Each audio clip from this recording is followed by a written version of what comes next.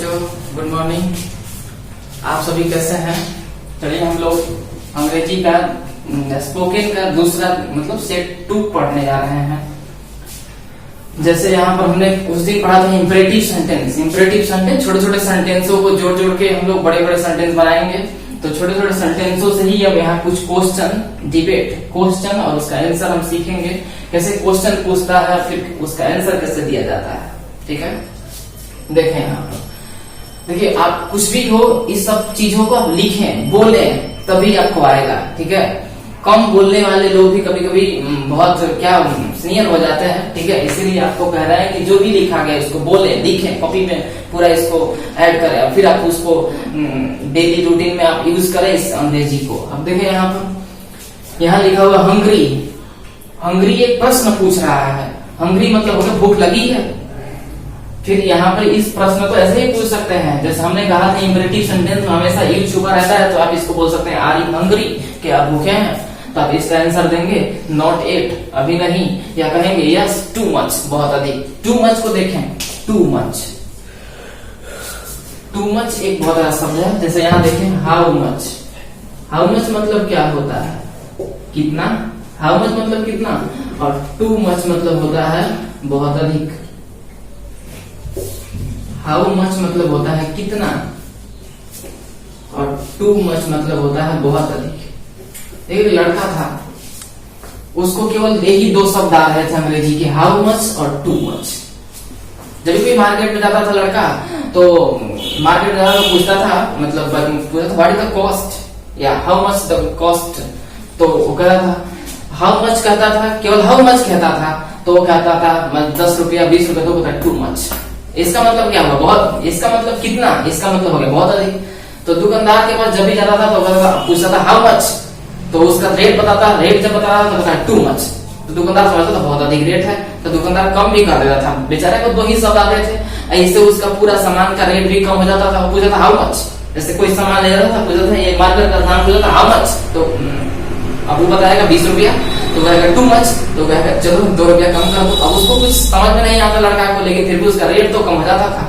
तो अगर 2 ही शब्द आपके पास है, फिर भी आप काम चला सकते हैं, अच्छी तरह से आपका रेट भी कम हो जा सकता है। ऐसे हाउ मच और टू मच। ठीक है, तो कोई बात नहीं, आपके पास थोड़ा लिमिटेड शब्द ही है, लेकिन उससे ही आप प्रयास करें कि अंग्रेजी को बोलें, आप बोलना सीखें। यहाँ देखें, फिर लिखा है, फिर दूसरा प्रश्न कह रहा है एलोन। एलोन मतलब क्या? अकेले हो। एलोन मतलब अकेले हो। फिर पूछेगा आर यू एलोन। तो आप देखिए, इससे भी बोल सकते हैं और इससे भी बोल सकते हैं, कोई दिक्कत नहीं है। तो आपको बड़ा बड़ा सेंटेंस में नहीं आता है तो क्या है, लेकिन छोटे सेंटेंस से बोले अंग्रेजी। ठीक है, एलोन, फिर लिखा अकेले हो। फिर उसी प्रश्न को ये पूछ सकते हैं आर यू एलोन, क्या तुम अकेले हो? तो आप आंसर दीजिएगा यस या नो। यस या नो में जवाब दे सकते हैं। फिर बोलेगा ओके, तो आप भी बोलेगा ओके। ओके मतलब तो ठीक है। फिर नीचे अगला प्रश्न है व्हाट हैपेंड, क्या हुआ? मतलब कुछ हुआ तो बोलेगा व्हाट हैपेंड, तो बोलेगा नथिंग। कुछ नहीं हुआ है तो बोलेगा नथिंग, कुछ नहीं। अगर कुछ हुआ है, जैसे मान लीजिए फीवर है तो बोले फीवर, या बोलने आता है पूरी तरह से बोलेंगे I have been suffering from fever. ठीक है, अगर नहीं बोलने आता तो बोल देंगे फीवर, कुछ नहीं हुआ तो बोलेंगे नथिंग। फिर देखें यहाँ पर, फिर अगर इसके आगे जब डिबेट बढ़ाते हैं तो बट से जाता है। जैसे आगे बातों को बढ़ाना चाहते हैं तो बट से आप बढ़ा सकते हैं, लेकिन जैसे कुछ हुआ है, उसको फीवर ही हुआ, फीवर ही हुआ, तो क्यों हुआ? तो पूछेंगे बट वे, कब हुआ? लेकिन कब, बात समझ गए ना? बट हाउ, लेकिन कैसे? मतलब कोई कारण हुआ, कोई रीजन है, तो इससे डिबेट कर सकते हैं, आगे बढ़ा सकते हैं। ठीक है, बट व्हाई, लेकिन क्यों? फिर बट हूं, लेकिन कौन? ठीक है, बट वेन में कहा जाता है लेकिन कब आओगे? ठीक है, कहा जाता है तो but when will you come, कब आओगे? ठीक है, बट देखिए यहाँ लिखा बट वेयर, लेकिन कहाँ, लेकिन कहाँ जाओगे? But where will you go, कहाँ जाओगे? फिर यहाँ लिखा बट हाउ, कैसे?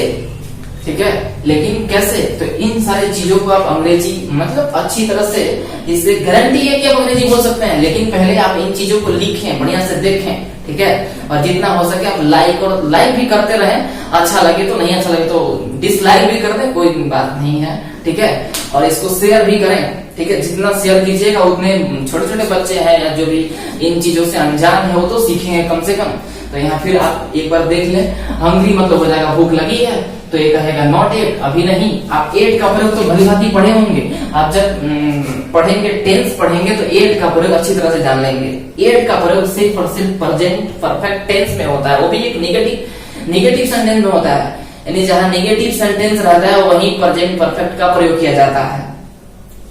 बात समझ रहे हैं ना, यानी एट का प्रयोग सिर्फ और सिर्फ प्रेजेंट परफेक्ट टेंस का होता है और सिर्फ निगेटिव सेंटेंस में इसका प्रयोग होता है, वो बात की बात है, ठीक है।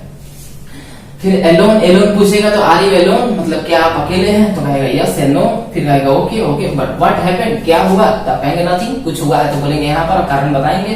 फिर आगे की डिबेट, आगे की बात को, कन्वर्सेशन को अगर बढ़ाए रखना चाहते हैं तो इन चीजों का प्रयोग करके आप आगे कन्वर्सेशन बढ़ा सकते हैं, ठीक है। अगला सेकेंड पार्ट पे ध्यान देंगे, ठीक है।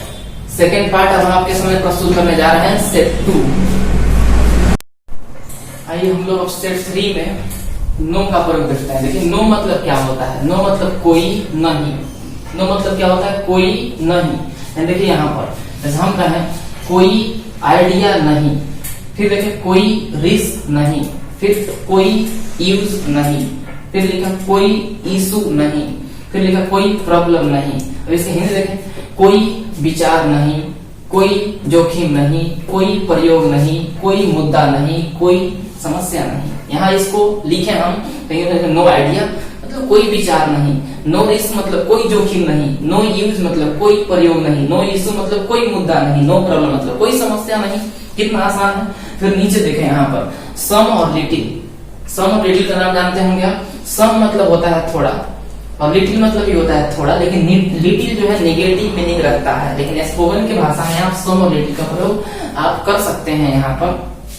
जैसे सम मतलब हो गया सम वाटर मतलब थोड़ा पानी, सम मिल्क मतलब हो गया थोड़ा दूध, सम टी मतलब हो गया थोड़ा चाय, और सम कॉफी मतलब हो गया थोड़ा कॉफी, मतलब कहवा होता है, हिंदी में कहवा बोलते हैं कॉफी को, ठीक है। लिटिल को देखें, लिटिल वाटर थोड़ा पानी, इतना पानी जिससे काम नहीं चले, लेकिन बताता तो थोड़ा निगेटिव में रहता है। इसको ग्रामर में अच्छी तरह समझेंगे, लेकिन यहाँ समझें। लिटिल मतलब होता है आपका बहुत कम, इतना कम जिससे काम ना चले लेकिन थोड़ा, ठीक है। लिटिल वाटर मतलब थोड़ा पानी, लिटिल मिल्क मतलब थोड़ा दूध, लिटिल टी मतलब थोड़ा चाय, और लिटिल कॉफी मतलब थोड़ा कहवा। अब देखें सम का प्रयोग बता रहा है। सम का प्रयोग दो तरीका से आप कर सकते हैं। आप सम का प्रयोग काउंटेबल नाउन के साथ भी कर सकते हैं, काउंटेबल नाउन के साथ सम का प्रयोग कर सकते हैं, ठीक है। और फिर सम का प्रयोग आप अनकाउंटेबल के साथ भी कर सकते हैं, दोनों के साथ होता है। बहुत लोगों को समझ रहे होंगे कि सम का प्रयोग तो काउंटेबल के साथ, दोनों के साथ होता है। काउंटेबल में कर सकते हैं, जैसे जब काउंटेबल लगाएंगे तो इसके साथ वर्ब कैसा लगेगा, प्लूरल वर्ब लगेगा। और जब अनकाउंटेबल तो क्या रहेगा, सिंगुलर वर्ब रहेगा, और इसके साथ प्लूरल वर्ब रहेगा। जैसे हम कहें सम बॉयज आर प्लेइंग, इसका हिंदी हो गया कि कुछ लड़के खेल रहे हैं, ठीक है। नीचे लिखे some water is dirty, some water is dirty, some water is dirty.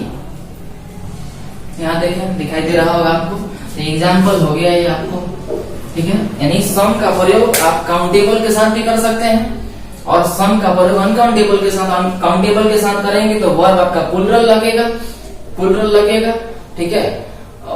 और अनकाउंटेबल के साथ करेंगे तो वर्ब आपका सिंगुलर लगेगा, ठीक है। और लिटिल को देखें, लिटिल तो अपने आप में निगेटिव मीनिंग रखता है। निगेटिव मतलब नकारात्मक मीनिंग, मतलब इतना कम जिससे आपका कुछ नहीं हो सकता, लेकिन फिर भी वहां पानी है, ठीक है।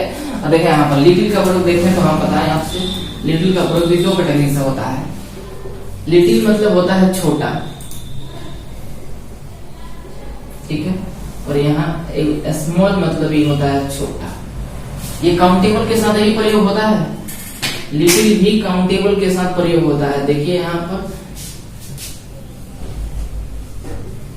ये भी काउंटेबल, अनकाउंटेबल के साथ प्रयोग हुआ, यहाँ काउंटेबल के साथ प्रयोग हुआ। देखें जैसे हम लिखें LITTL, लिटिल चाइल्ड। इसका मतलब हो गया कि छोटा बच्चा। किस में छोटा है? तो बच्चा जो है एज में छोटा है, उम्र में छोटा है, उसके लिए हम बोलेंगे लिटिल। और जब बच्चा साइज में छोटा है, साइज में छोटा मतलब ड्वार्फ हो, बावना हो, बावना कहते हैं ना, समझते हैं ना, उसको हम बोल सकते हैं साइज छोटा हो। ठीक है, उसके लिए हम स्मॉल प्रयोग कर सकते हैं। जैसे लिखेंगे स्मॉल चाइल्ड, मतलब ऐसा चाइल्ड है, वैसा बच्चा जो बिल्कुल मतलब वो बढ़ ही नहीं रहा, उसका जो साइज है ना वो बढ़ ही नहीं रहा, वो साइज में छोटा हो, तो उसके लिए स्मॉल लगाएंगे, स्मॉल चाइल्ड। और जो बच्चा बिल्कुल एज में छोटा, उसके लिटिल चाइल्ड, मतलब उम्र में छोटा बच्चा हो, 5 साल का बच्चा लिटिल चाइल्ड का प्रयोग कर सकते हैं। और यहाँ लिखेंगे साइज में छोटा। आप इसका भी अंतर समझ गए और इसमें भी अंतर समझ गए। ठीक है, अब आराम से आप स्पीकिंग भी कर सकते हैं, कोई दिक्कत नहीं होगा आपको। छोटे छोटे चीजों को जोड़ के आप सीखिएगा, तभी तो सीखिएगा। यहाँ देखिए एक और बता रहे हैं आपसे, वो तो आप जानते ही हैं। जैसे यहाँ एक और होता है प्लीज।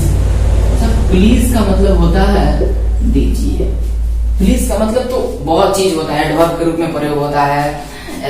प्लीज तो बहुत सारा उसका मीनिंग निकलता है। प्लीज का मतलब खुश होना भी होता है। ठीक है, प्लीज का मतलब कृपया भी होता है, लेकिन स्पोकन की भाषा में कहें तो प्लीज का मतलब होता है दीजिए। जैसे हम कहें बिल समझते हैं ना, बिल प्लीज मतलब बिल दीजिए। बिल प्लीज कहे तो बिल दीजिए। फिर कहे यहाँ पर यहाँ कहे पेन प्लीज, तो इसका मतलब हो गया कि पेन दीजिए। ठीक है, फिर कहे बुक प्लीज, यानी बुक प्लीज कहे तो बुक दीजिए। बात समझ रहे हैं ना? तो प्लीज का मतलब दीजिए भी होता है। आप इधर प्लीज का प्रयोग दीजिए के रूप में भी कर सकते हैं, और प्लीज का मतलब कृपया तो होता ही है। ठीक है, लेकिन आप प्लीज का प्रयोग ठीक है कहीं कर सकते हैं दीजिए के रूप में। ठीक है, तो आगे हम यही कहना चाहते हैं आपसे कि इन सारी चीजों को आप बढ़िया से देखें, फिर लिखें, आगे जितना दूर तक हो सके शेयर करें, सब्सक्राइब करें। और फिर अगला जो इसका स्टेप है स्पोकन का, वो अगले दिन बनाएंगे। ठीक है, थैंक यू।